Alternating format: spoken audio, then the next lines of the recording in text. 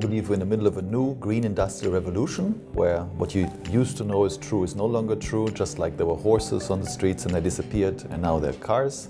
Now the cars will disappear and be replaced by electric mobility. And the index in 1900, when there was only horses, was only steam engine companies. 13 years later, not a single steam engine company survived. And similarly today, very few of the listed companies will survive. They will be replaced by new companies which are now private. And therefore, private equity is the way to participate on the positive side in the new industrial revolution that's now taking place.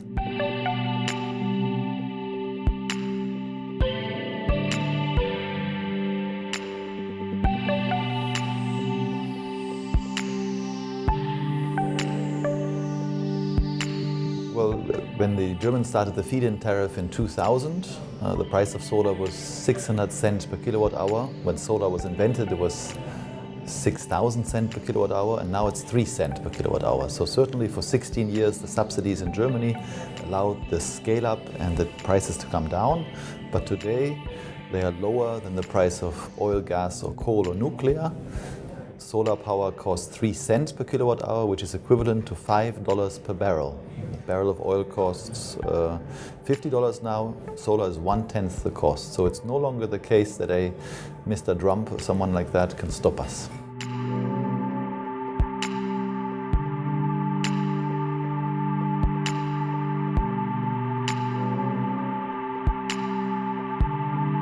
Well, we need to move to resource efficiency, renewable energies, electric mobility, and each of us needs to recognize that every penny we have in the bank account has an impact. So if you have €1 at your bank account in Poznan, as our cameraman, then he's an impact investor because the bank takes the euro and lends it to a Polish coal manufacturer, and that coal manufacturer then burns the coal a bit later, causes cancer to other friend in the room here, and we need to realize that every time we touch money, our health insurance, our pension fund, our cash, our bonds have an impact.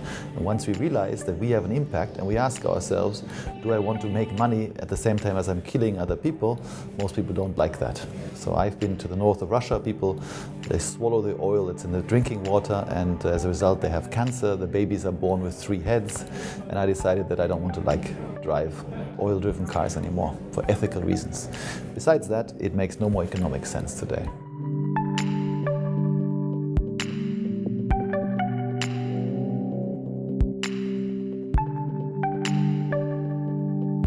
I think that's one of the issues we have in Europe is we lack a clear vision for the future. I believe there's a great future for Europe because if you recall the history, the weaving loom allowed the English to become the world power. The steam engines, England became a world power.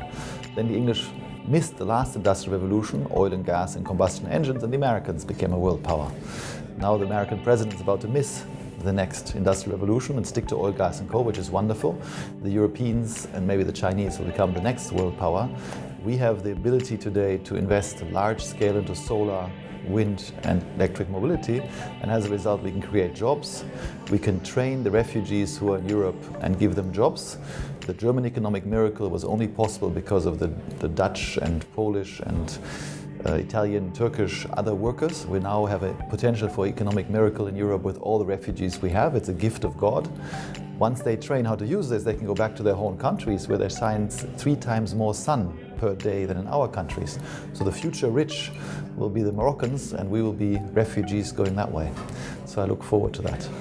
People who spend $500 million a year, just $1 million a year just to denying climate change, and they continue to buy themselves big cars and have big champagne and cigar parties.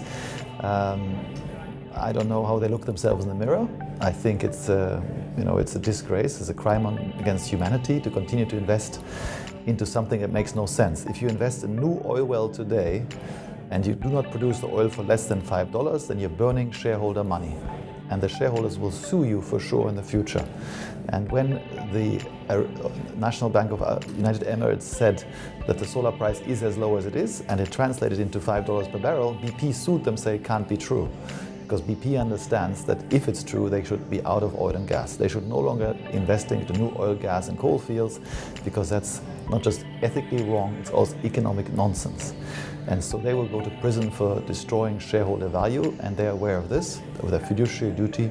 And we as people must be sure we pass the message through shareholder activism, through demonstrations, through lawsuits, to make sure they stop destroying our planet at their personal benefit.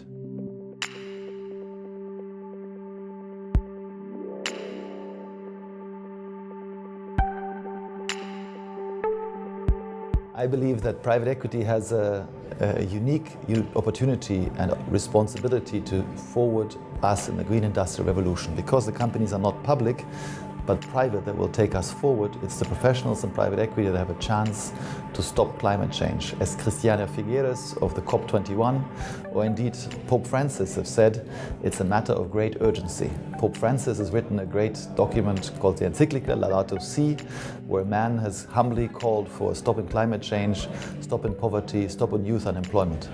And for that we need the professionals we have here at the private equity industry. I myself am part of this industry.